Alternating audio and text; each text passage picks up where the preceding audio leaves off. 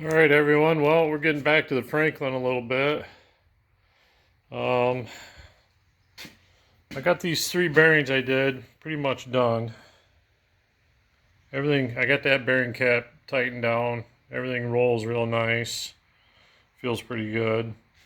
I spun this crank around. This is kind of the best part, or the nicest finish I should say. The other underside of it has a little bit of rust pitting going on, so I'm going to pour on this edge here. So I just wedged a block of wood down in there.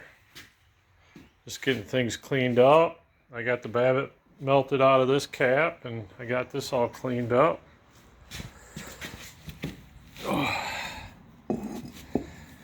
Let's see if I can get this picked up.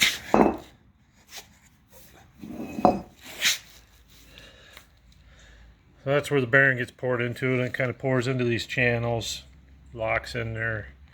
This is an oil hole that goes all the way to the top, so you can pre-lube the bearing. And this is the oil hole, the splash lube. So as the crank is spinning around, it goes down in that trough right there. Looks like I got a little bit more babbitt to melt out of there. I gotta get that cleaned up before I get started here. And then this is the thrust face for the side and side play. So I'm gonna get this cleaned up. I'm gonna get her mounted on there and hopefully get to pouring. Alright guys, well we're hard at it again. I got this cap all cleaned up, got my shims in there, got everything tightened down. You can see my open space there where the babbitt's going to get poured. It's going to go right down that hole right there once I get it all clayed up. Couple issues though. We're a little low here. So the bearing is down just a little bit. And this is not a precision straight edge by any stretch of the imagination, but I get a 4,000 shim in there, or feeler gauge in there pretty good. I don't have a 3 handy, but let's see here. 2,000s falls right in there.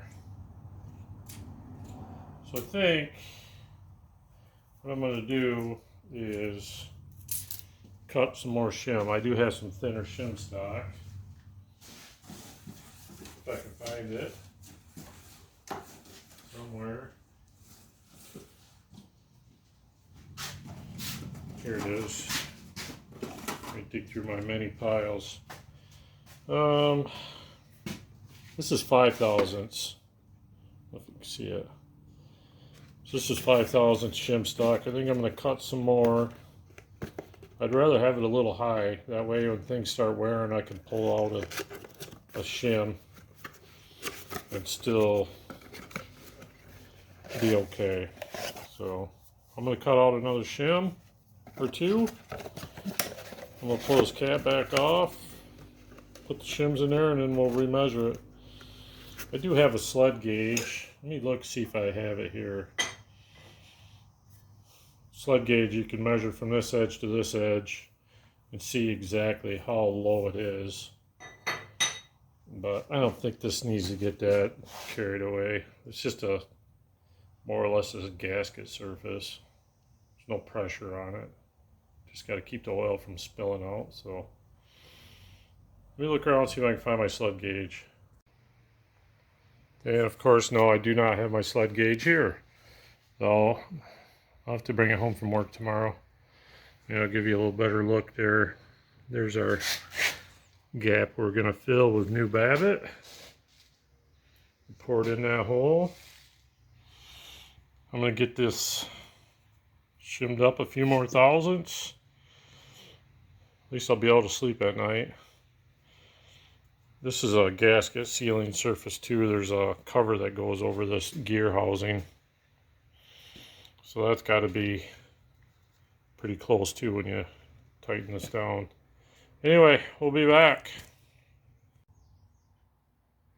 Alright everybody, we're back. It's the next day. Brought my sled gauge home. don't know if anybody out there has ever used one of these, but they're more or less used for setting counter bores on diesel engines and stuff like that, but measured liner protrusion. Anyway, where we're sitting right there, we're about, if I can get this to focus. Here we go. Just a touch over 4 thousandths. So there's 4 thousandths difference between here and here. I could zero that again. Oops. See, here, this thing's kind of sensitive here, but let me see if I can zero this again. Alright, so we're on 0. We'll go over here. It kind of depends on where you go, but it's 4 or 5 thousandths anyway. Come on, focus. There we go. Yeah, just a touch over 5 there. But you know, the surface is a little rough. There's some pitting. So anyway, that tells us that that cap is 4 thousandths lower than the housing. So I have some 5,000 shim stock. I'm going to cut a new shim. I'm going to get this ripped back apart. Get this cap off of here. And I'm going to cut a couple new shims. I'm going to put one here, and I'm going to put one here, and I'm going to raise this whole thing up another 5 thousandths, and we'll come back and measure it again. Alright, so here's my pattern for my shim. I just lay it down on here and trace it out. I use this, it's got like a carbide tip on there. I don't know if you can see that or not. Probably isn't going to focus on it, but I think I got this at Home Depot. It's really sharp and tough. It's good for doing scribe lines and stuff.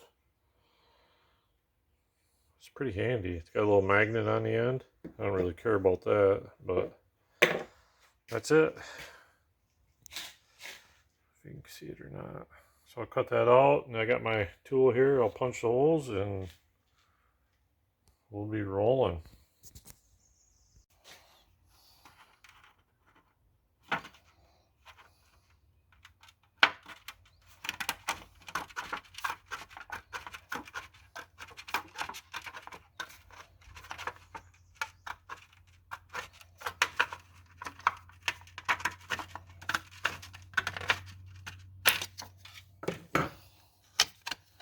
Crinkled the edge a little bit, but that'll be all right.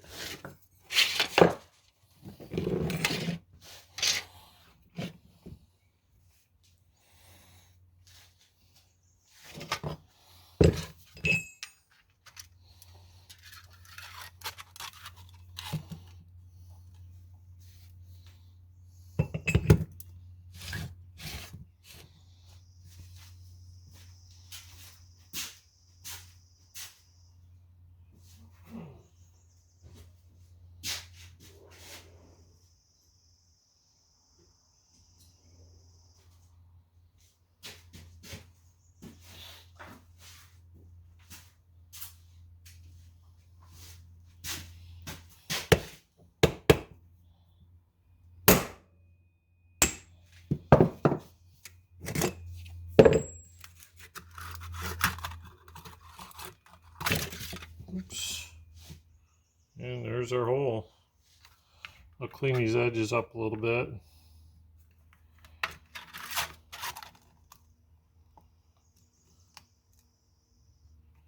Kind of take a stone to them and take the burrs off a little bit.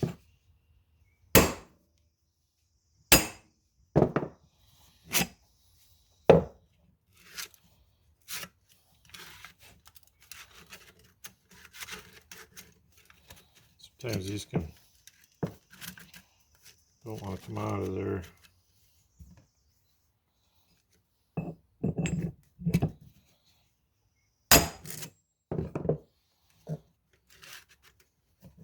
These thinner ones cut a little harder because they just slip down into the hole.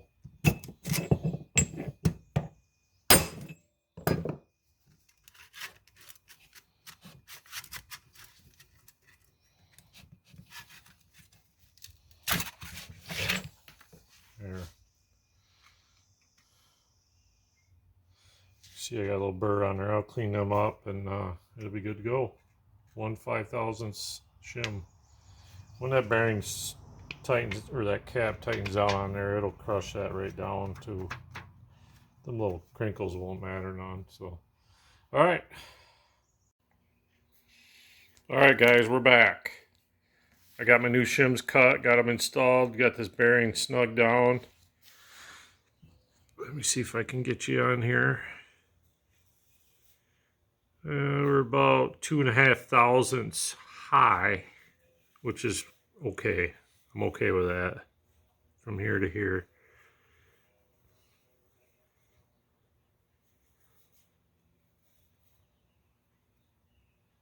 I would say it's about 2.5, maybe 3, depending on where you go here.